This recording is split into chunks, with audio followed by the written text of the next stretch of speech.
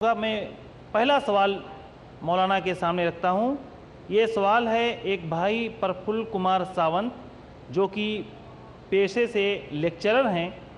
ان کا سوال ہے کہ اسلام میں دین کی کیا ویاکھیا ہے، دین کی تعریف جاننا چاہتے ہیں۔ میں شکر گزار ہوں اپنے بھائی کا کہ انہوں نے ایک بہت اچھا سوال کیا ہے، لیکن میں بتا دوں آپ کو، اسلام نے اس دین کو مانا ہے جس کی بنیاد وحی کے اوپر ہے۔ وحی یہ نہیں کہ کوئی شخص سوچ لے۔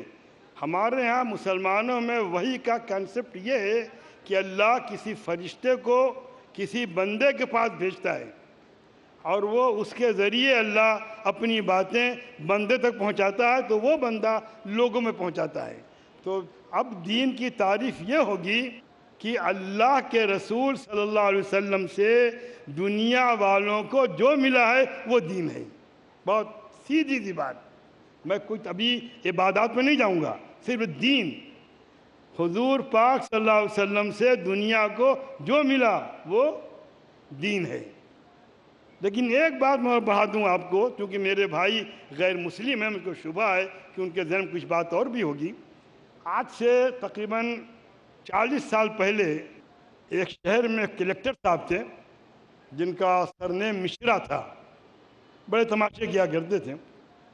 تو انہوں نے ایک بار یہ سوال کیا کہ عبادت جسم کرتا ہے یا روح کرتی ہے؟ تو لوگ الجھ جاتے تھے، لوگ کہیں سب کا روح کرتی ہے، تو پھر ان کا اپنا شرک ہوتا تھا، تو پھر یہ کیا۔ اتفاق کی بات، یہ دن وہ میری ان کی ملاقات ہو گئی، ایک شادی میں وہ بھی تھے، میں بھی گیا تھا۔ کہنے حضرت آپ بتائیے عبادت روح کرتی ہے کہ جسم کرتا ہے؟ میں نے کہا پہلے تو آپ یہ بتائیے مجھ کو ایک ایسا جسم بتا دیجئے جو زندہ ہو اور روح نہ ہو۔ بہت جھنجھلائے، بہت جذبت ہوئے اور وہ بات بگڑ گئی، یعنی وہ سمجھنے کی بات آئی نہیں ان کے۔